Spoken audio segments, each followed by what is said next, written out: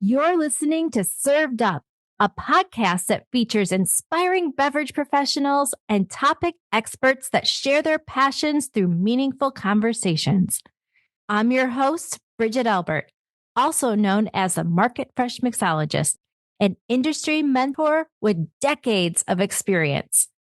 Grab a cocktail and sit back. Let's learn how we can make a positive impact in our industry.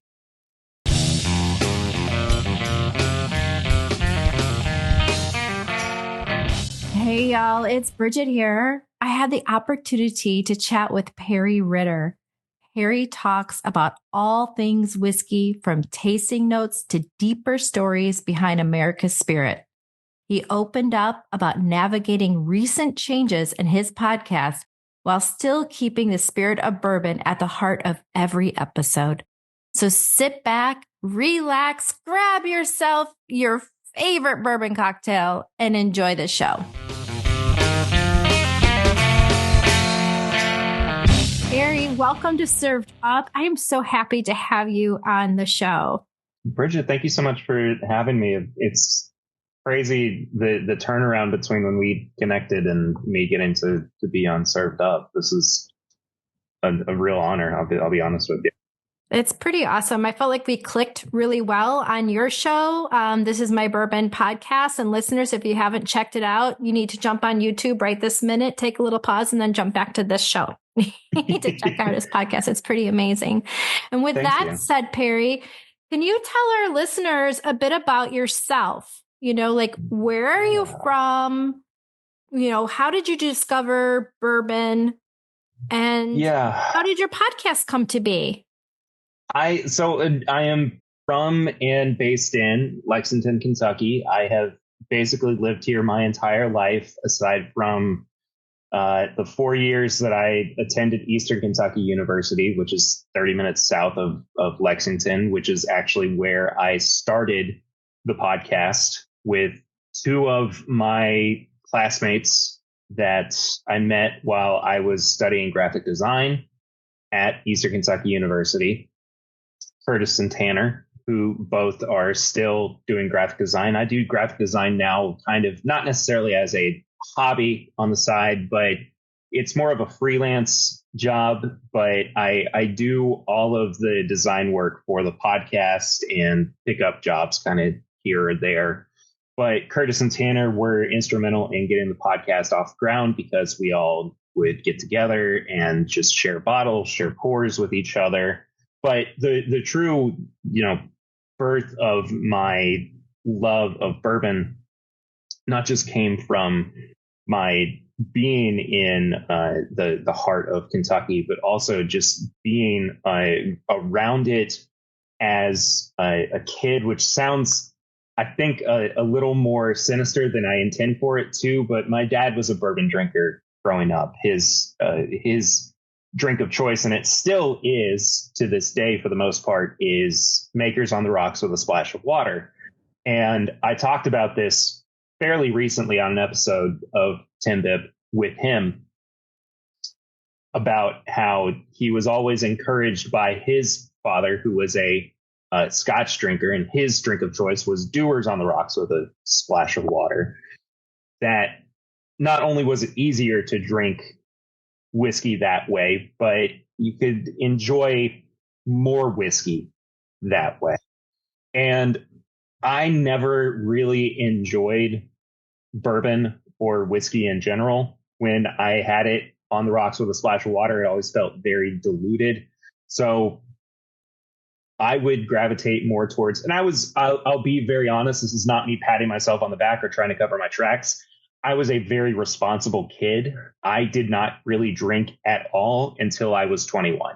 So I have a very responsible relationship, or I like to think that I have a very responsible relationship with bourbon and with whiskey now. And it's kind of what led me to starting the podcast, having more of a celebratory nature with the spirit.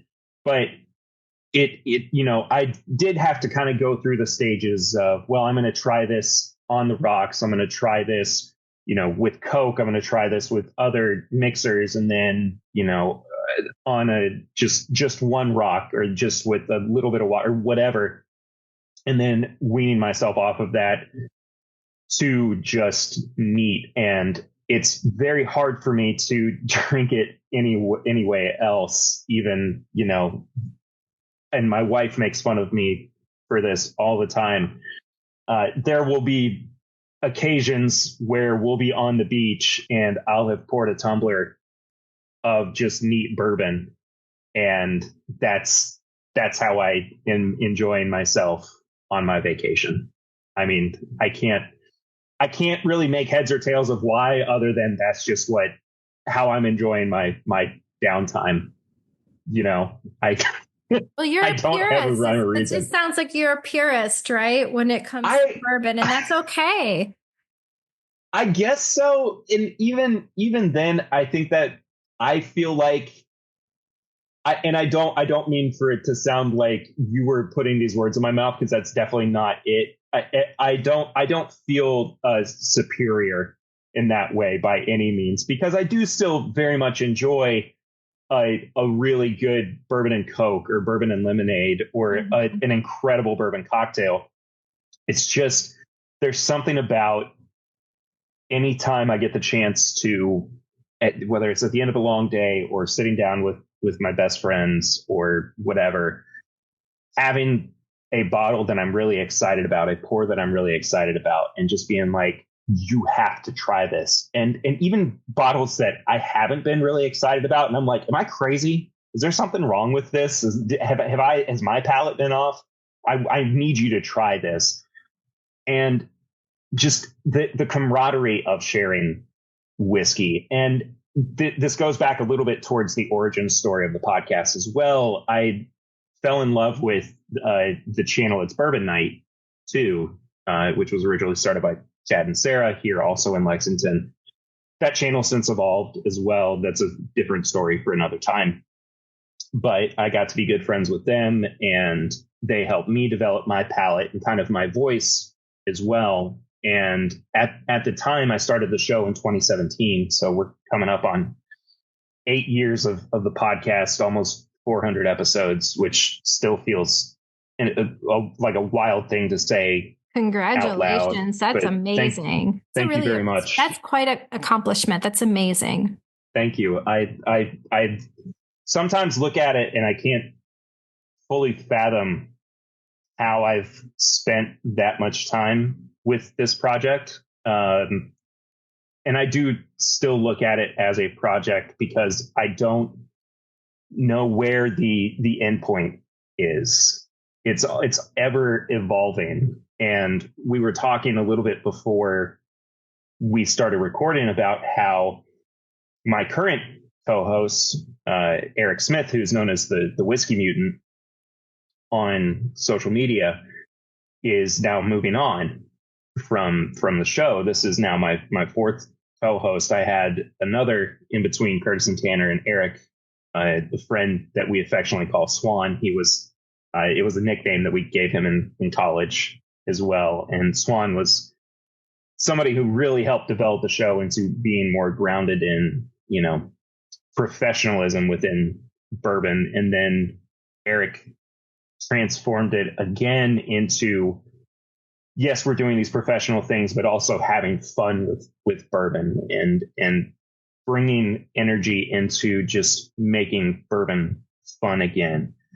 And so this ever shifting landscape of not only the spirit itself, but also this podcast at times is much of a challenge as it has been to try to find the right footing. It has never been anything that I've found to be a slog. I always have fun doing it. It's the creative joy that I get day in and day out from thinking, okay, what's this next interview going to be? Who's going to ask, for us to review this next product?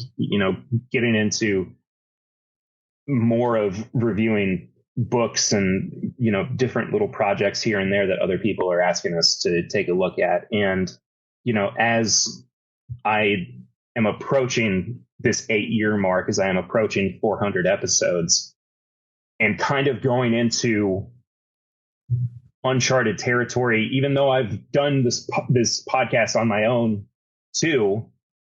It feels like uncharted territory. So I'm just kind of relearning some of my old tricks. There's a lot of trepidation. There's a lot of anxiety, but I'm still, very excited for what is next.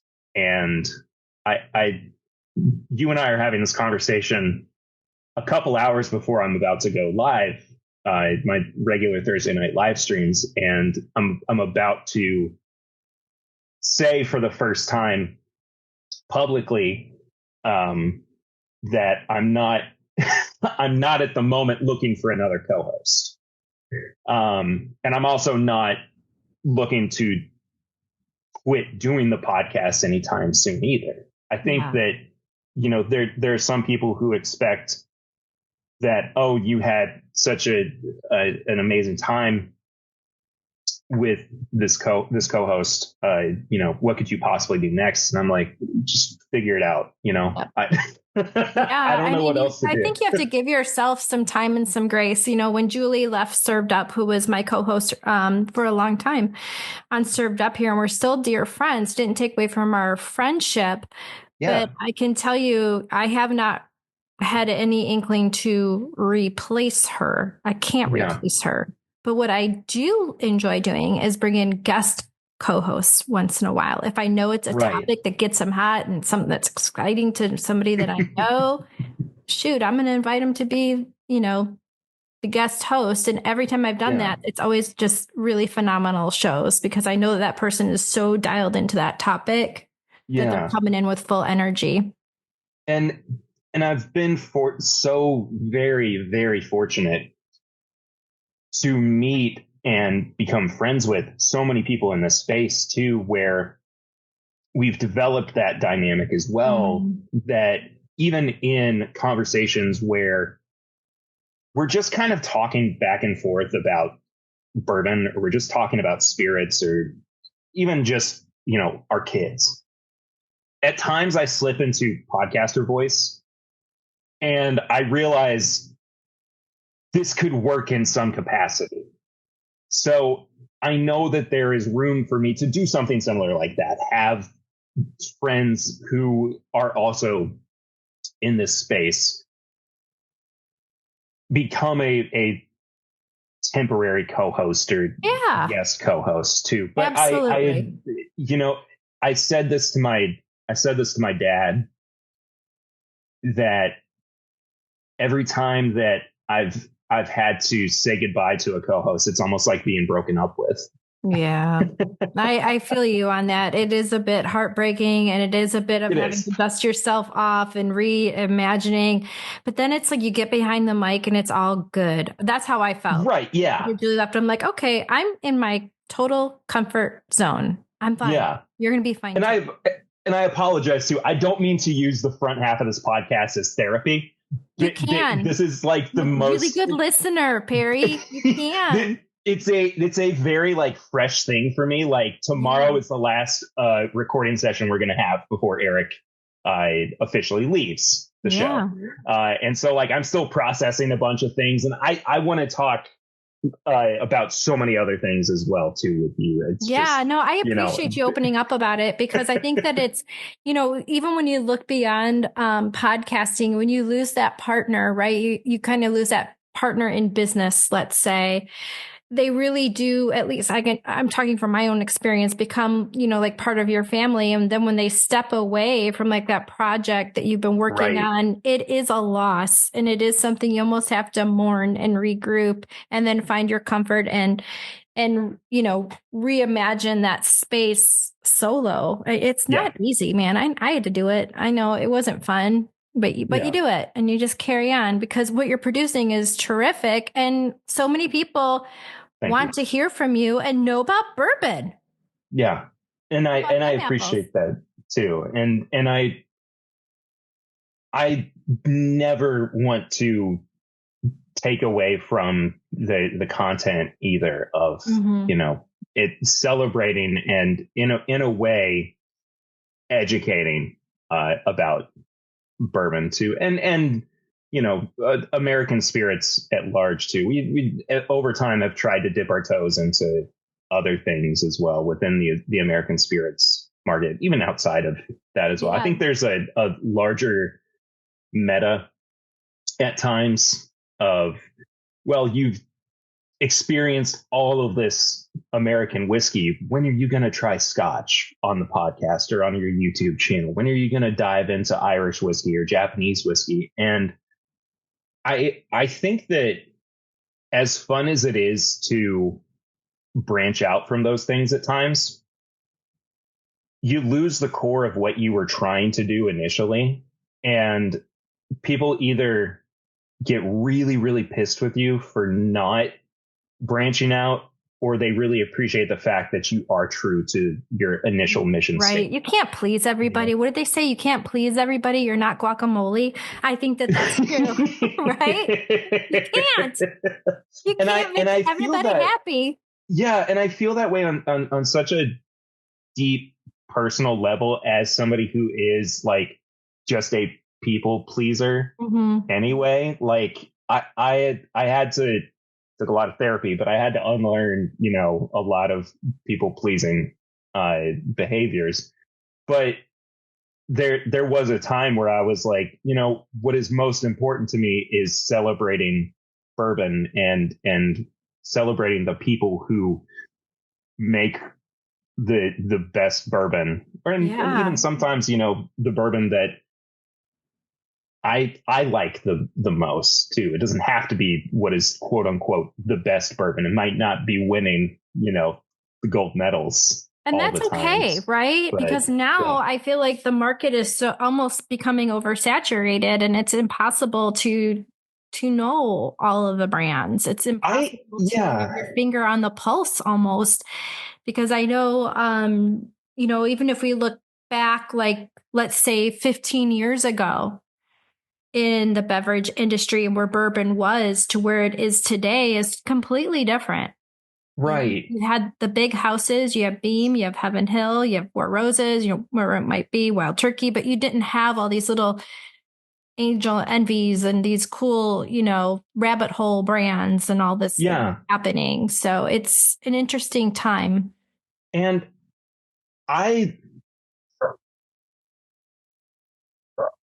there's the dog. I don't know if you can hear it or not. I can't hear him. Okay. I had fun in the initial, few years of my bourbon journey, not just, with the podcast, but just, and I think everybody goes through this too, as they're building out their collection, as they're just trying to learn. Just finding all of these brands and finding out what really clicks with you. Yeah, of course. And the barrier to entry now is in so many different ways, so almost catastrophically different from what it was 15 years ago. And 100%.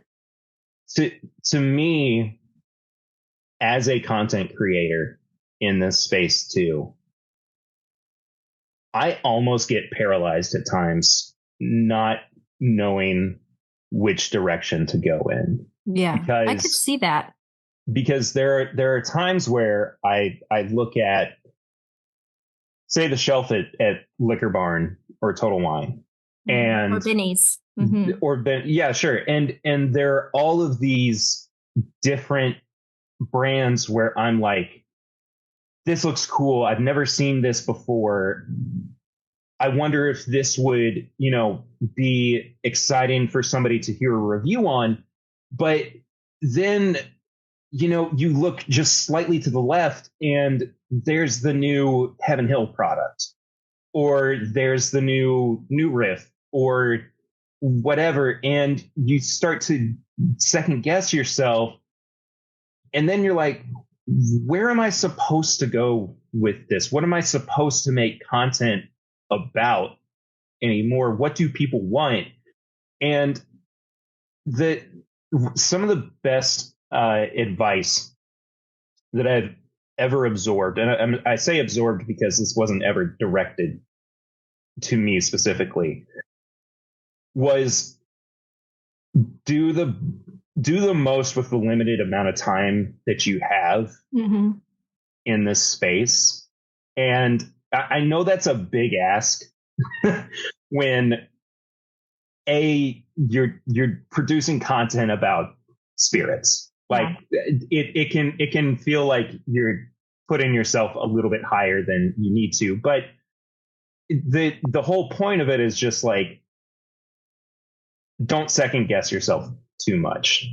Make sure that you're doing what you feel the most true to, and also just be yourself. Just truly be yourself. And that, I think that that's why you've had over 400 episodes, because you do come in very authentically and as yourself. Because wouldn't it be Thank so you. fucking exhausting to try to be somebody else? Yeah, yeah. Right? And It's so I say tiring. this, yeah, and I say this all the time. I say this all the time. I, in the best sense of it, am the most what you see is what you get kind of person. Mm-hmm. I'm not like, and I learned this. I learned this very much from having a partner that I've basically grown up with. I'm married my high school sweetheart, That's amazing. and it's crazy, right? You just Mm-hmm. don't hear of it a whole lot. And we met when we were 16. We started dating when we were 17, and we got married the summer that I turned 23. So almost it'll be 10 years next year. Wow. We've been married. Congrats. Thank you. It's been crazy, but the whole point of it is just that when you spend that much time with somebody, you have to learn very quickly that there are no secrets, Mm-hmm. right? And if there are no secrets between the two of you, there really shouldn't be any secrets with anybody else.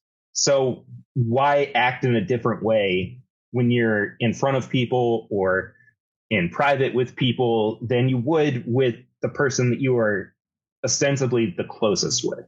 Right. So when I'm in the podcast space, it's just me. I'm not putting on a character. I'm not acting. I'm not trying to, say anything that I wouldn't say if you saw me at any bar or restaurant in Mm-hmm. Kentucky, just on the off chance. But And don't you think that that's why it works? yes, no, that's what I'm getting. That's what I'm trying to get at, is that, like, even if I say I hope that's why it's worked. Mm-hmm.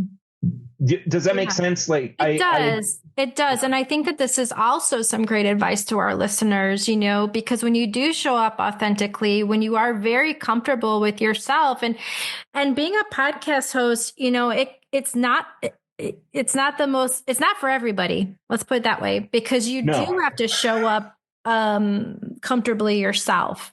Right. You really do. You're on stage, and boy, Yeah. I can't imagine showing up and being anybody but myself, right? So when you be in public, I'm the same person on the podcast that I am if you're sitting at my kitchen table with me. So it's, sorry. That's just the way that it goes. One of the things that I hope translates the most on the podcast as well, and excuse me, I think that it has, but I have always tried to, in a way that I don't think a lot of other interviewers do in this space, but I try to humanize people that create or market or make product, right? And I think that because I bring what I feel like is the most human version of myself to the table, I also want to see the most human version of other people as well. Yeah. And I am very fortunate to know Fred Minnick on a personal level. And he has always been very complimentary of my interviewing skills. And it came from initially me interviewing him for the first couple of times. And I think he was kind of taken aback by it because at the time, this was in maybe 2018 when I first interviewed him. And it was just a very personable sitting down and talking to him situation. But he just wasn't prepared for this young kid to sit down and have a very honest, open conversation with him and talk about experiences outside of whiskey and, you know, how do you taste and what's it like to be this very influential bourbon presence, and why do you feel like you get so much flack for all of this, that, and the other, and digging even further down into like his trauma from being in the military and everything, and just like there was something that connected there, and then like once I figured that out, I was like, oh well, I know what works, and it just like continued over, and it, like for better or for worse, to me, I want to sit down, like you said, with the most honest version of people. What does that look like? I don't know it anymore. Like I'm just kind of like, I don't think I'm going through the motions, but it feels comfortable enough to where I've figured it out. That's great. Yeah. And I think, being a guest on your podcast, myself personally, you appreciate it, right? You appreciate it when you're asked personal questions. You appreciate when you're asked challenging questions that maybe you've never been asked before. And every human has a story to tell. Right. Every human has a story to tell beyond their gigs, beyond their brands, right? Yeah. There's always a journey that got them to where they are today. Yeah. And I want to have you on again to talk more than, because for background as well, I don't know how much your listeners know, you were on Timbip just to talk about the International Wine and Spirits competition. So yes. We didn't really get the chance to dive too deep into much of your history. It was, I don't even want to say surface level, because that's not even true. Like we took the time to, talk about your experience as a judge and how your experience beyond that contributed to it. But I want to talk about the way that you craft cocktails too, and where you draw inspiration from. Like, see, this is what I do. Like, I see that blank canvas of like, there's so much conversation to be had, and I could talk to anybody about anything. I feel like it's just, I love it. Well, I'll come back on your show, and I was going to tell you, buckle up. It's quite a story. It's quite a I come from generations of females behind the bar. It's a big story there. So, let me tell you. I can't wait. What are some of the lessons that you've learned, since you've been doing over 400 episodes on This Is My Bourbon podcast?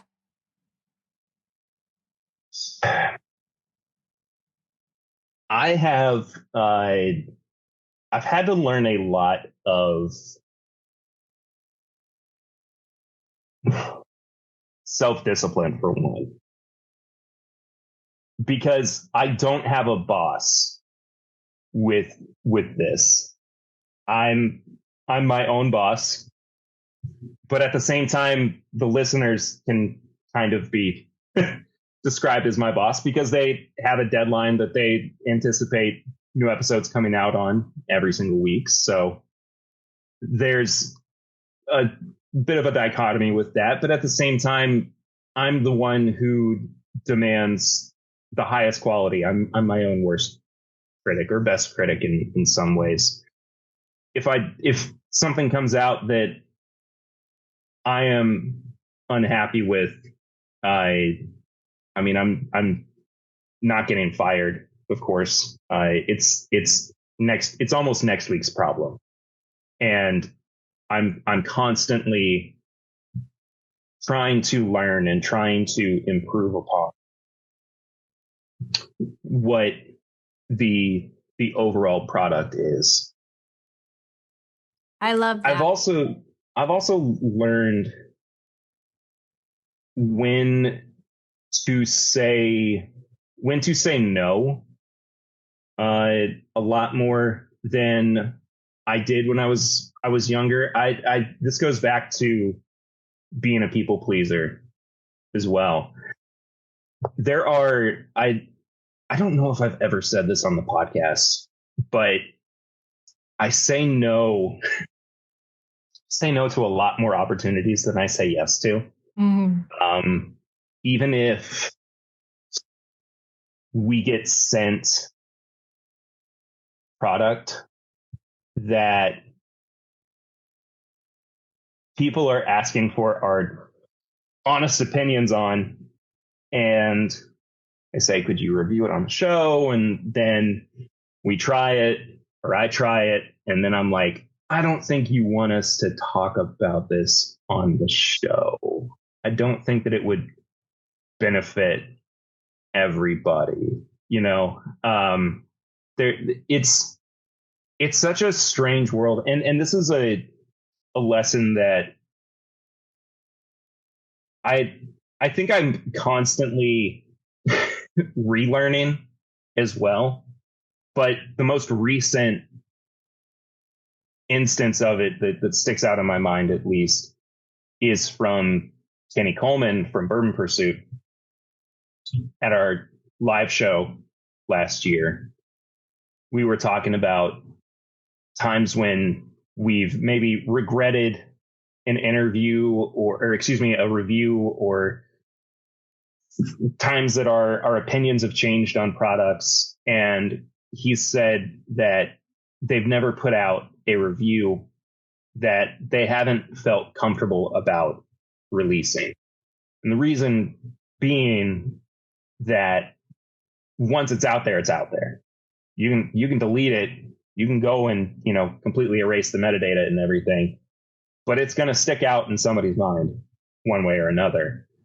And I've gotten a lot better about tasting before I taste things and double checking to make sure that, maybe I don't need to put out this particular review. And not to say that I want everything to be the most glowing of things, but I still think that there is room for nuance at Yeah, least. there totally is. And then, I do think that that's being very respectful to a brand as well, because people put their hard earned money. Sometimes they're mortgaging their home. They're putting everything Yes. that they have behind this brand, this baby that they think that's just so awesome. Let me ask you this then. In those cases, do you give them some feedback? Only when asked for. Yeah, I because if that's kind of it's it's a little tough. The reason I say that is because if I offer feedback when it's not asked for, at times I feel like it can come off a little bit hostile. Got it. Okay. Does Yeah. that make sense? It Like does make it's sense to like be like, dude, I just sent you this bottle, and was hoping to wind up on your show. Now you're telling me that it tastes like it's it's off and yeah, it's the worst thing I've ever or had, it's and it's nothing but disgusting. ethanol. Like, Yeah, yeah. and then it's like, well, you should have done this, and the flavor profile should be more like that. And it's like, I'm just a bourbon podcaster. I my opinion only goes so far as the people who are interested in what I have to say. So if somebody's palate aligns with mine, then they're probably going to pick up the products that I recommend. I But see that. if I'm gonna tank something, then that's not necessarily going to be, like I've just been saying, it's not the best for a company. So that doesn't mean that I should always be giving my notes to a brand. Is it cool when they ask for my opinion on where I think they should go? Absolutely. I love Yeah. getting the chance to do any kind of like little bit of R&D with anything, even if it's a small brand. But to me, it's so much of a better experience to go, I'm so sorry. I really appreciate the opportunity, but this just wasn't, for us. I hope that, I hope that next time something, comes along that we can find, common ground on or Yeah. I something. love that you give them some sort of feedback. Like you are responding to them and not just ghosting them. Right. Yeah. I, and I will say this too. I am a notoriously bad texter backer. Like if it's not something that needs to be dealt with like right away, I can I get really behind on texts. I even like I try to leave emails or texts for as long as I can unopened until they need to be responded to. Like, but yeah, and I feel really bad about. I don't ever like.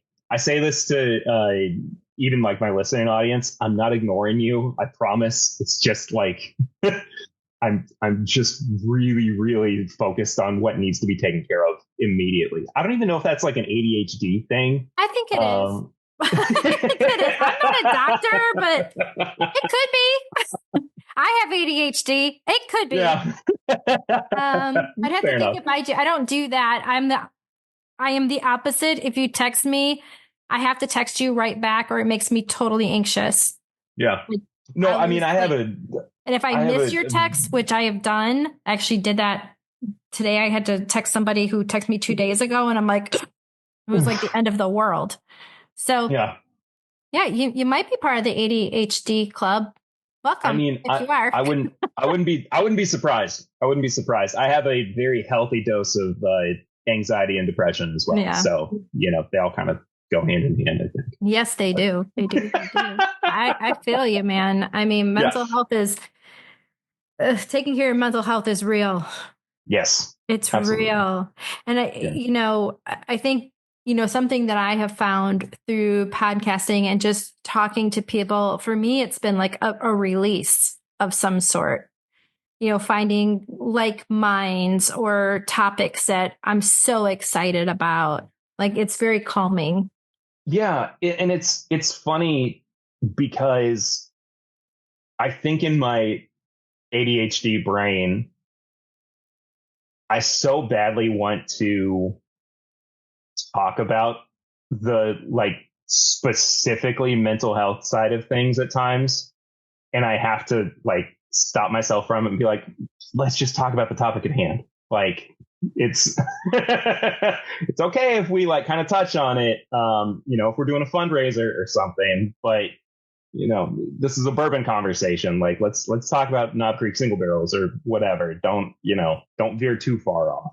But Yeah, I think it's okay though. Like, I think that especially for all of us, and I think that all of our listeners are old enough now to have been through like COVID, which was totally traumatic. And if you don't think it yeah, was, you're wrong. It was. So, I feel like we all have some sort of trauma in us, whether it's from that, from childhood, from your job, whatever it might be. And I all think of it's the above. completely healthy to talk about in the ways that you deal with it, right? Yeah, And especially in the beverage industry. So I can tell you here on Served Up, we talk a lot about this with our guests. We really do, because so many of them have terrific ways that they deal with their mental health, right? Whether yeah. it's having a hobby outside of beverage, having a hobby outside of your job, and just being really creative about it as well. So, I'm very fortunate that I have a pretty mundane job, my day job. And the podcast allows for me to be more creative. And, the balance that I find between the two is a lot more rewarding. And it's funny because I can get really stressed out. I can get really anxious about the podcast and what's going to happen next. I mean, I talk plenty about another co-host or whether or not that's going to happen, but at the same time, there is still a hobby aspect to it because it's not paying every bill. It's not my main source of income. I still rely a little bit on it for some monetary balance, but I'm not always going, well, what if this episode doesn't do numbers? Right. Right.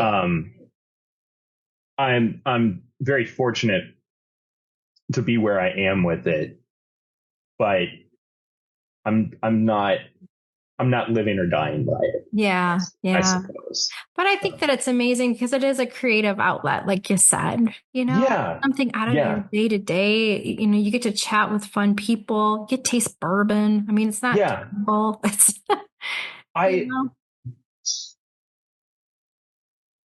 and the opportunities that I've had,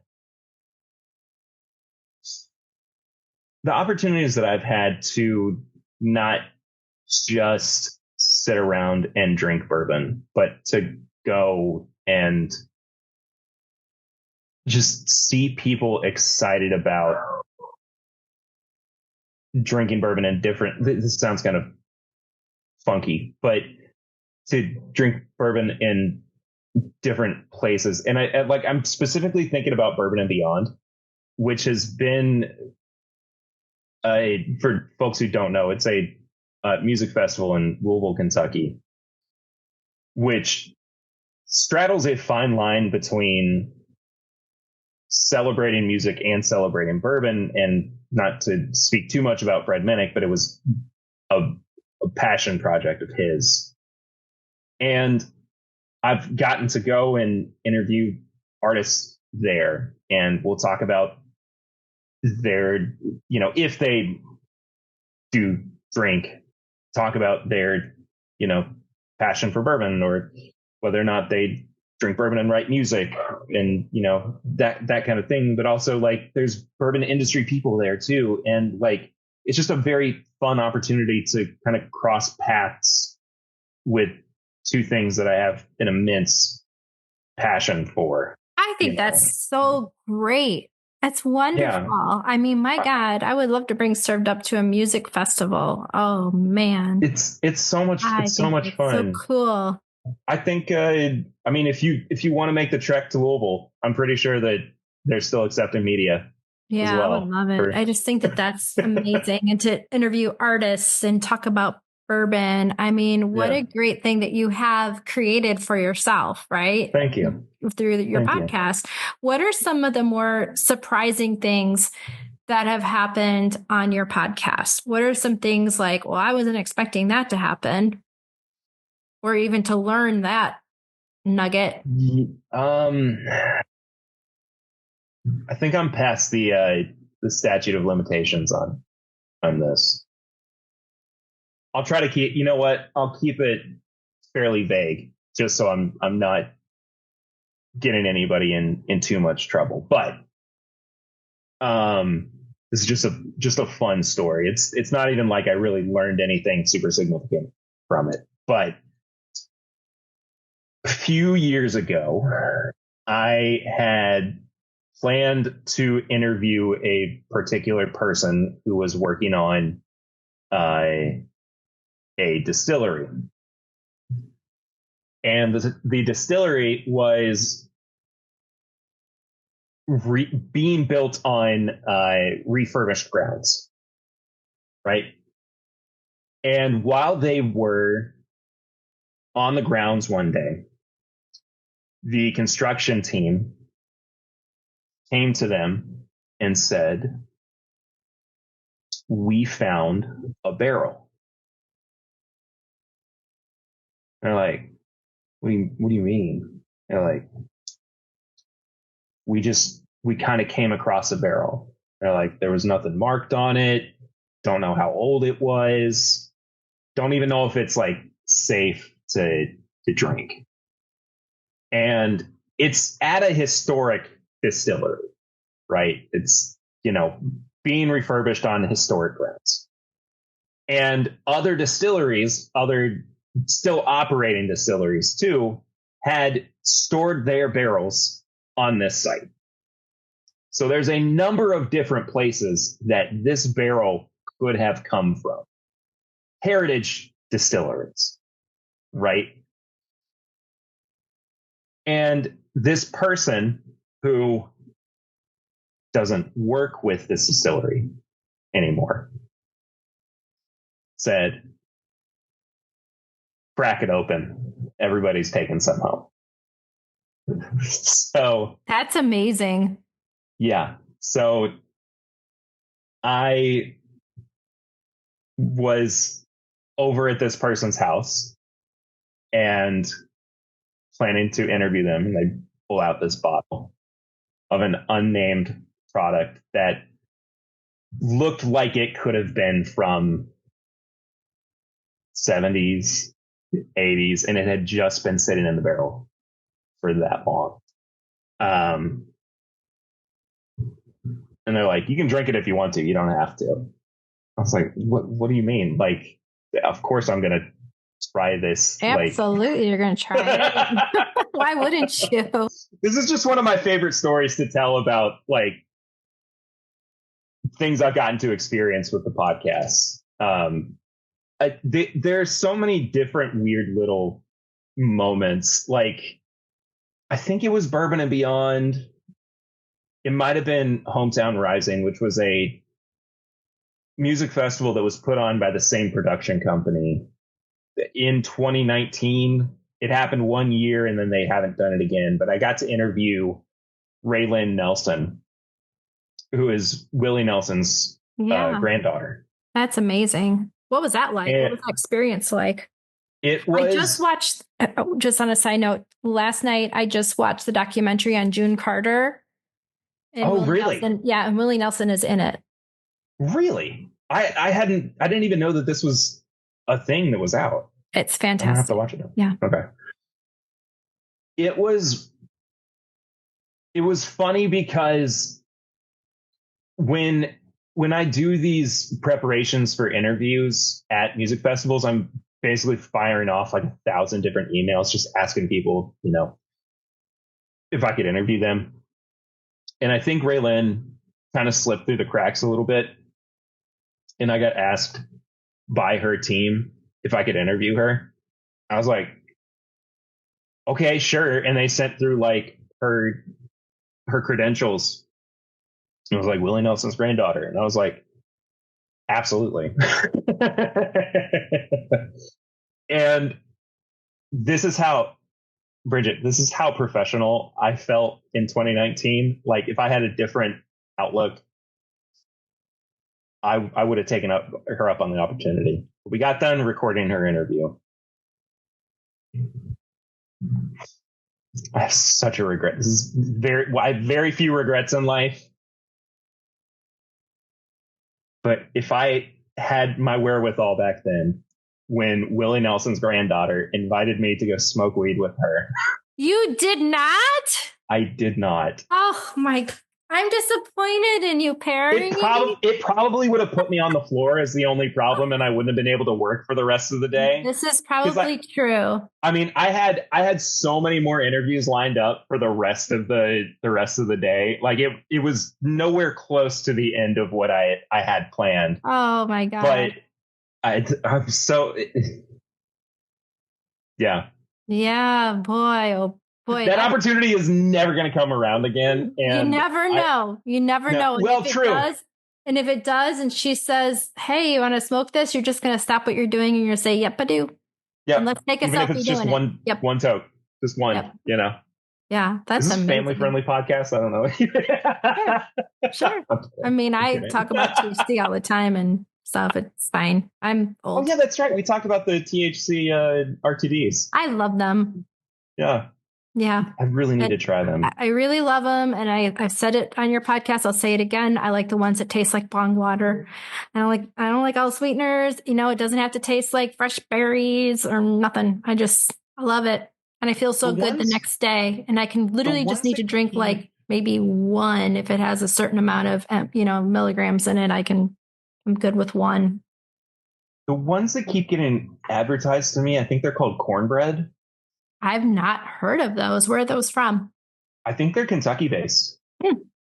There's so many out now, and it's so still like the wild, wild west out there Yeah. with Yeah. it. Cornbread THC seltzers. Yeah. Salted watermelon, blueberry breeze, raspberry limeade. If Okay. you're into those flavors, you should try them. I'm curious. I don't know about the flavors themselves, but I'll give it a shot. Oh, peach iced tea. That sounds more my speed. Yeah, I mean, give them a try. I mean, sometimes like with the flavors, I find that you still get that hint of the tree underneath that. You still get that the green taste Right. of it. And that's what I would rather just give me the whole taste. I don't know. Don't try to cover it up. Like, what are you doing? Like, let's just do it. So that's Right. Right. how I always go with it. At that point, you're like, I'd just rather smoke anyway. Yeah.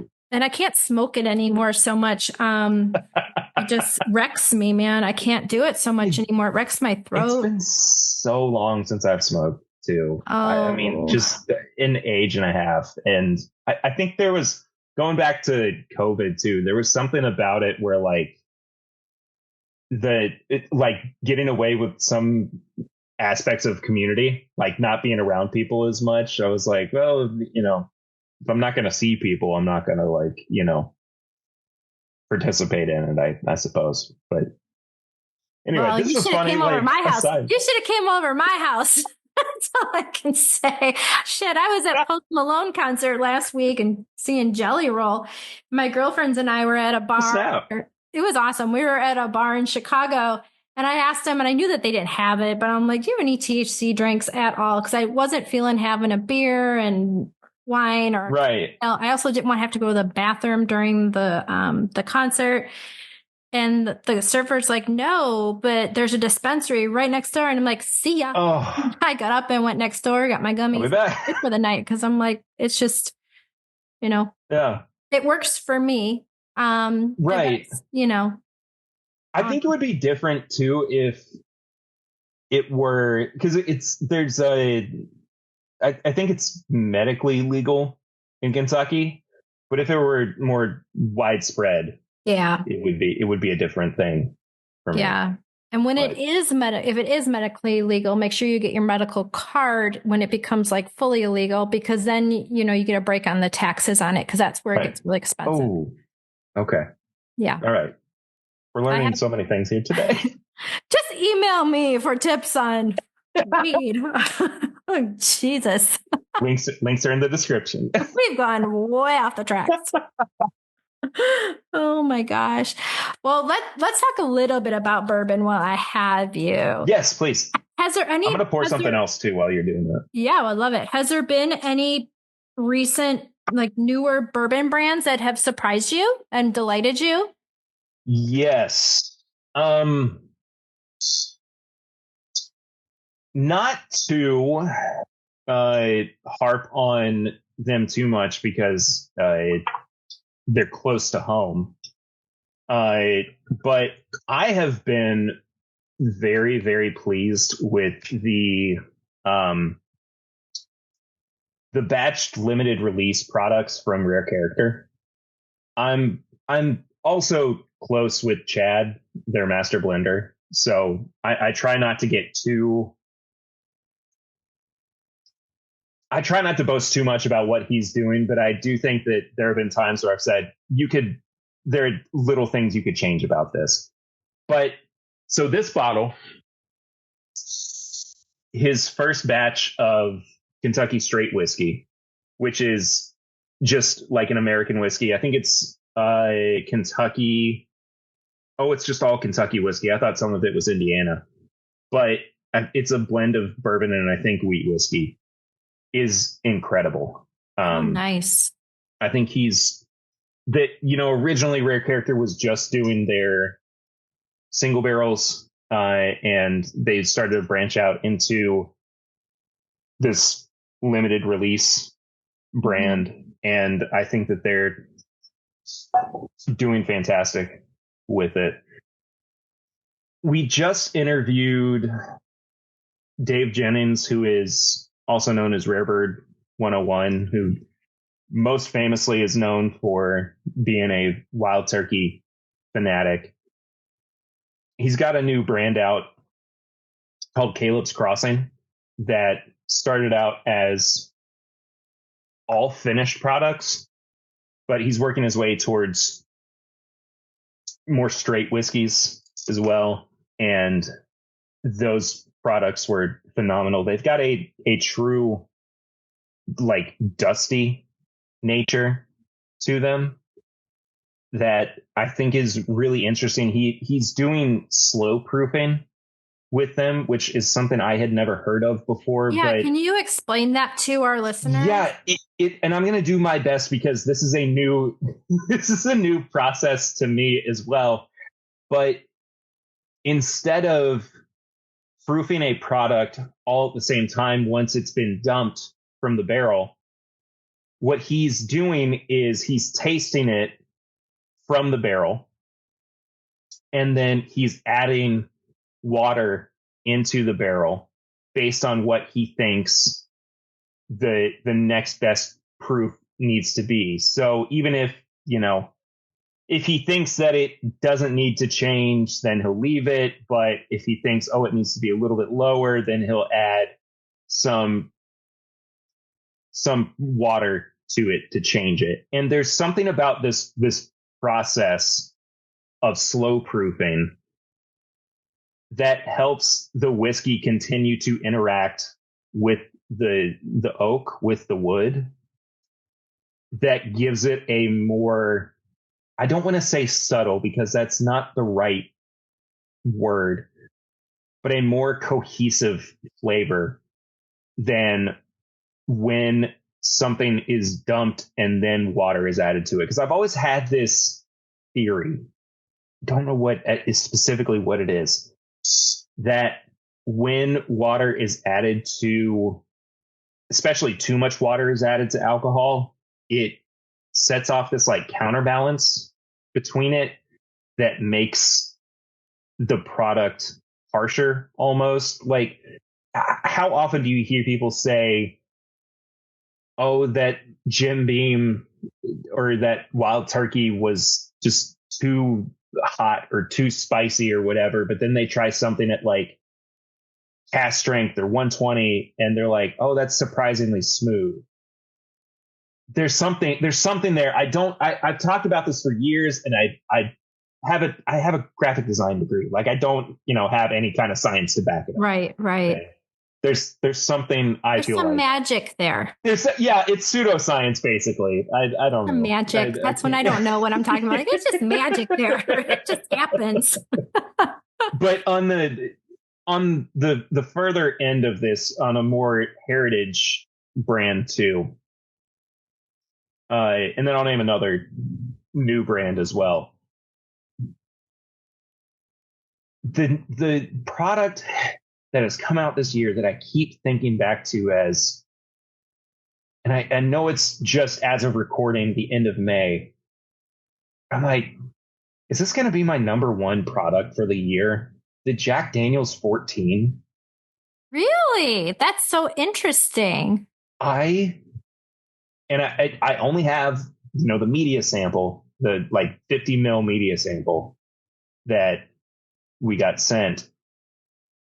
I just keep thinking back to it and how, even if I don't even think that I gave it a perfect score, but I gave it so close to it that I like feel like I don't even know if I would change anything about that whiskey. Wow, Just that's amazing. a perfect balance of age, of not being too overly oaky, even though I do love a big, bold, oaky bourbon. Mm-hmm.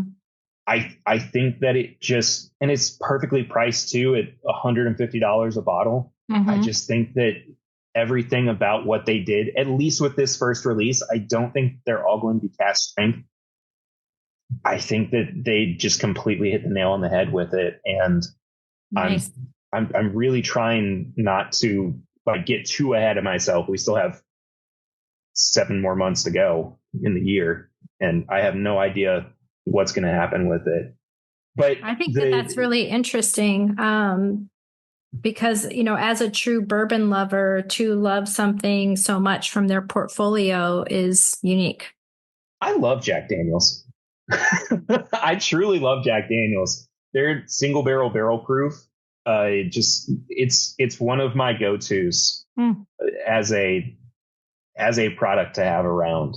Nice. I have a bottle sitting in my cabinet back here that was, I think, bottled on or dumped on my 30th birthday a couple years ago.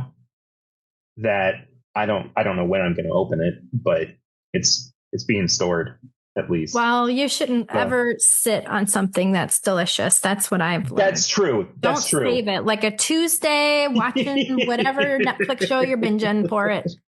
That is true. I mean, it'll. My 32nd is in a couple months, so I'll probably open it then. Yeah, definitely open it then. Yeah, I don't save things anymore. The other brand that I've just fallen in love with, and they've only gotten better with every subsequent release.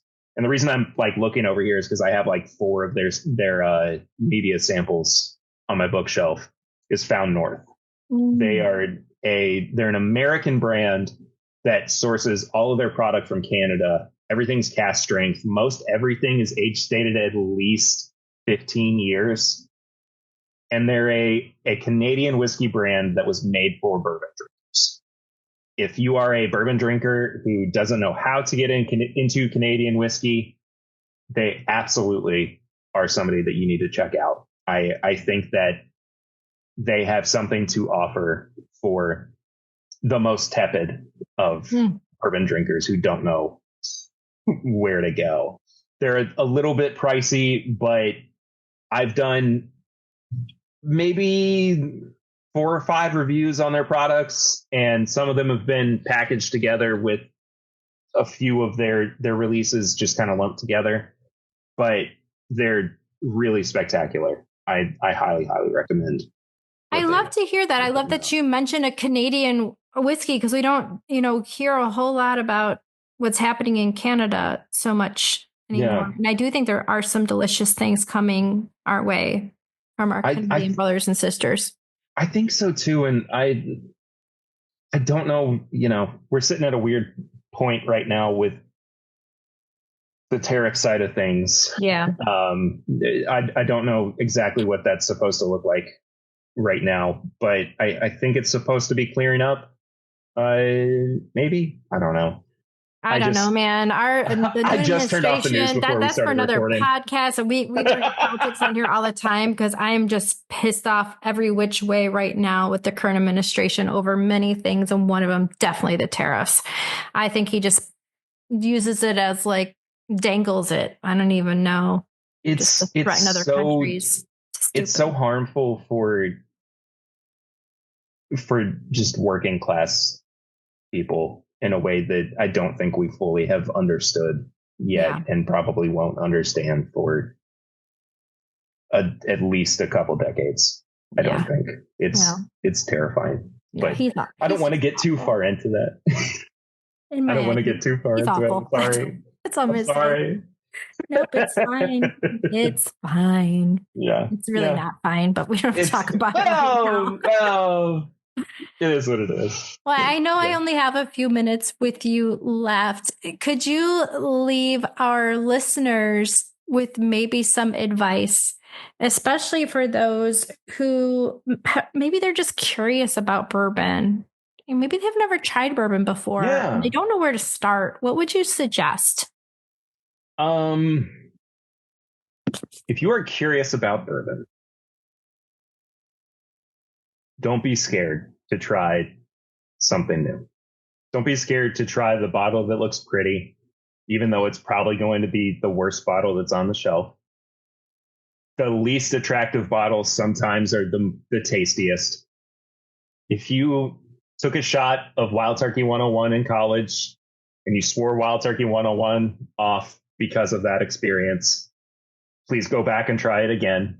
I swear to you, it's one of the most pleasant experiences you're ever going to have with the bourbon, no matter the circumstance that you're going to have it in.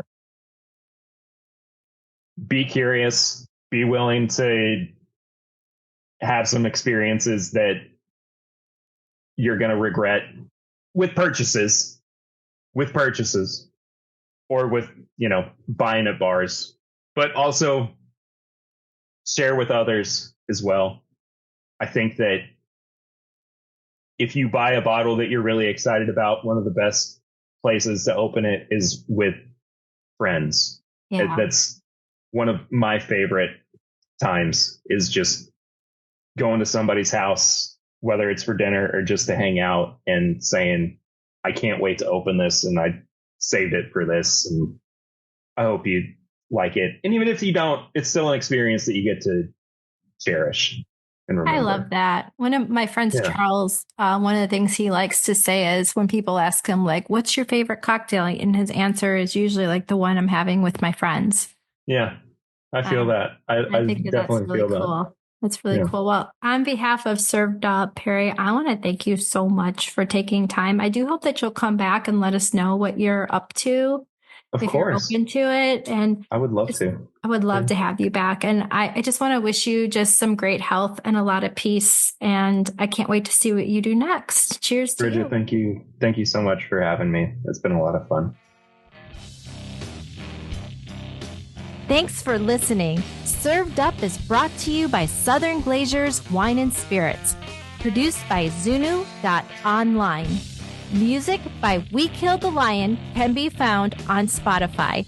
Make sure to subscribe to be notified of our future Served Up episodes. Cheers.